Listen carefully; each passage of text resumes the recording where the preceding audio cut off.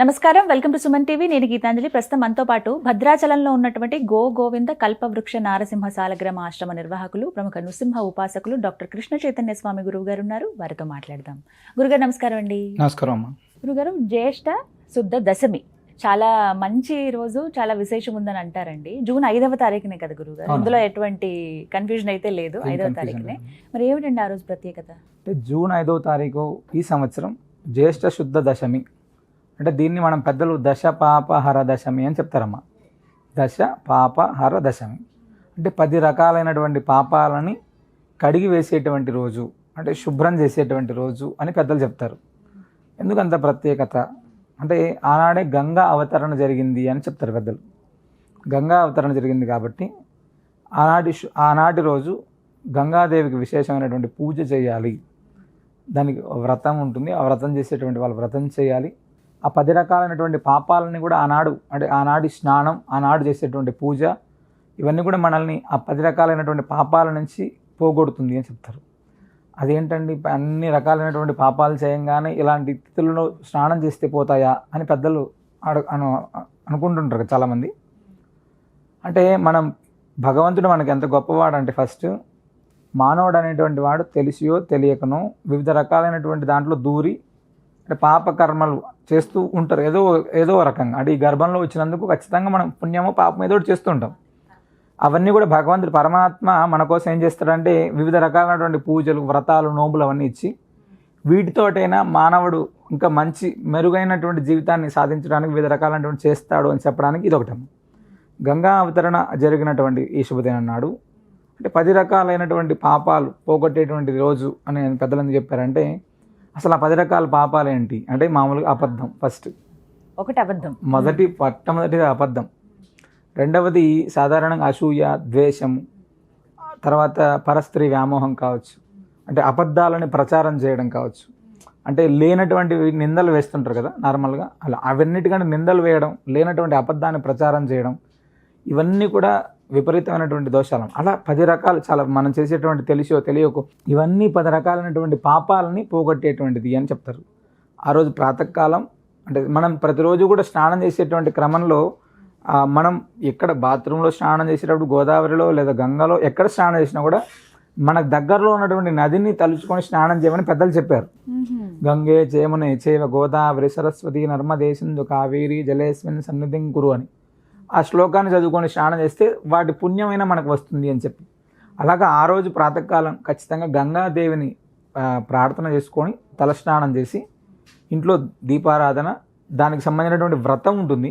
మనం ఆ వ్రతం చేసుకోగలిగేటువంటి వాళ్ళు ఆ వ్రతం చేసుకోవచ్చు. లేదు దగ్గరలో ఉన్నటువంటి దేవాలయంలో గోవుకి, ఎందుకంటే గోమాతకు సంబంధించినటువంటి గోసేవ చేయడం, ఆ గోవుకి ఆహారాన్ని పెట్టడం, గోవుని శుభ్రం చేయడం, గోవుకు సంబంధించినటువంటి ప్రదక్షిణ చేయడం, వీటి ద్వారా అయినా కూడా మనకు ఆ యొక్క పాపాలన్నింటినీ కూడా నశింపజేస్తుంది అని.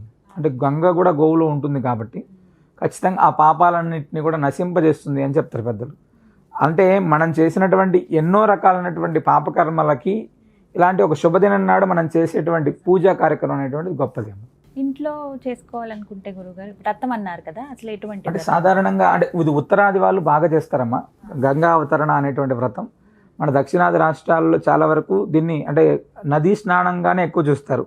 సాధారణంగా వెళ్ళి నది దగ్గరలో ఏదైనా నది ఉంటే, గోదావరి కావచ్చు, కృష్ణ కావచ్చు, ఏది ఉంటే ఆ నదిలో స్నానం చేసి, అంటే గంగాలో స్నానం చేసినటువంటి పుణ్యాన్ని మనం పొందుతాం కాబట్టి ఆ నదీ స్నానం, గో ప్రదక్షిణ, గోవుకు సంబంధించినటువంటి ఆహారాన్ని అందించడం.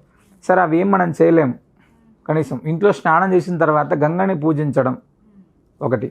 లేదు దగ్గరలో ఉన్నటువంటి ఆలయానికి వెళ్తే ఆటోమేటిక్గా అక్కడ గోమాతలు ఉంటాయి, మనకు పూజ చేసుకోవచ్చు. లేదా గంగా అవతరణ స్తోత్రం ఉంటుంది, ఆ స్తోత్రాన్ని మనం పారాయణం చేసుకోవడం, అదైనా మనకు ఉపయోగకరంగా ఉంటుంది. అది ఈ విధంగా గోవుకైనా పూజ చేసుకుంటే చాలు, లేదంటే ఇంట్లో అయితే ఈ విధంగా పారాయణం చేయాలి. ఇంకా ప్రత్యేకం ఏంటండి ఆ రోజు? అంతేనమ్మా. ఆశ్రమంలో ఏమైనా కార్యక్రమం చేస్తారు? కల్పవృక్ష నరసింహ స్వామి వారి ఆశ్రమంలో సాధారణంగా గోపూజ చాలా విశేషంగా ఉంటుంది ఆ రోజు ప్రాతకాలం. అంటే ప్రతిరోజు కూడా ఉదయం ఫస్ట్ గోపూజ, తర్వాత స్వామివారికి అభిషేకం, తర్వాత నిదానంగా మిగతా రకాలైనటువంటి ముడుపు కట్టడం కానీ ఏదని కాదు. సాధారణంగా గోవుకి గోవిందుడికి ఏకకాలంలో పూజ చేసేటువంటి అద్భుతమైనటువంటి క్షేత్రమే అది నార్మల్గా.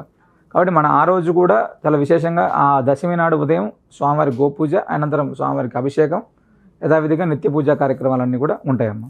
ఇంకా రెండవది నార్మల్గా అంటే జ్యేష్ఠ మాసానికి వచ్చేటప్పటికి వర్షాలు ప్రారంభమవుతుంటాయి, వ్యవసాయ పనులు ప్రారంభమవుతుంటాయి. ఇవన్నీ కూడా సాధారణంగా మనం ఉన్నటువంటి రోజుల్లోనే చాలామంది దూర ప్రాంతాలకు వెళ్ళి అంటే క్షేత్రాలకు తీర్థాలకు వెళ్ళలేనటువంటి వారు కనీసం మనకు దగ్గరలో ఉండేటువంటి నదీ స్నానం ఉందనుకోండి. ఇప్పుడు కాలం అంటే నదీ స్నానం అనగానే మనం నదికే వెళ్ళి స్నానం చేయలేకపోయినప్పటికీ కూడా చాలా వరకు అంటే పుణ్యక్షేత్రాలకు వెళ్ళినప్పుడు తీర్థాలకు వెళ్ళినప్పుడు అక్కడి నుంచి ప్రత్యేకంగా జలాన్ని సేకరించుకొని వస్తున్నారు.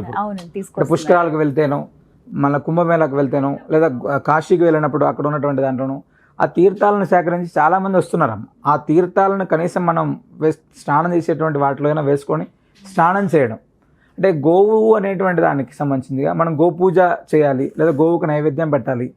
సరే మనం కనీసం మన దగ్గర దరిదాపుల్లో లేవు అవి, కనీసం ఆనాడు మనం వాటిని ఆరాధించాలంటే గోమాత్రే నమః, ఓం సురభ్యే నమః అంటే గోవుకు సంబంధించినటువంటి అష్టోత్తర నామాలు లేదా గోవుకు సంబంధించినటువంటి నామాన్ని కనీసం ఒక 108 సార్లు మనం 10 రకాలైనటువంటి పాపాలను పోగొడుతున్నప్పుడు భగవంతుడికి మనం కృతజ్ఞతగా సమర్పించేటువంటిది స్వామివారికి నామాన్ని. అంటే నామాన్ని జపించడం అనేటువంటిది కూడా మనం చేయలేకపోతే పాపాన్ని తీయాల్సినటువంటి అవసరం కూడా భగవంతుడికి ఉండదు. ఫస్ట్ అంటే భగవంతుడు అనేటువంటి వాడు ఎప్పుడు కూడా మనల్ని క్షమించడానికి ఆయన వివిధ రకాలైనటువంటి ఇస్తుంటాడు. కాబట్టి ఆనాడు మనం కృతజ్ఞతగా స్వామివారికి చేసేటువంటి ప్రతిదీ కూడా చాలా విశేషకరంగా ఉంటుందమ్మ.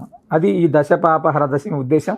మనందరం కూడా పాపాలు చేసేసి ఆ రోజు వెళ్ళి తీర్థ స్నానం చేస్తే పోతాయి అని కాదు, తెలిసియో తెలియక ఇవన్నీ జరిగేటువంటి అంటే మనకు తెలియకుండానే మన మనసు తప్పు చేస్తుంటుంది, మన కళ్ళు తప్పు చేస్తుంటాయి, మన చెవులు తప్పు చేస్తుంటాయి, వినకూడనటువంటి మాటలు, పలకకూడనటువంటి మాటలు, అంటే మనం ఇంకొకరి గురించి ఒకరిని ఉద్దేశించి తప్పుగా ప్రచారం చేయడం, ఇలాంటివన్నీ కూడా సాధారణంగా చాలా విపరీతమైనటువంటి పాపాలమ్మ. అంటే నార్మల్గా దానం మనం చేయలేకపోయినా ఇంకొకరిని చూపించండి అని చెప్తారు పెద్దలు నార్మల్గా, కానీ చేసేవాడిని కూడా చెడగొట్టేటువంటి వాళ్ళు చాలామంది ఉంటారు.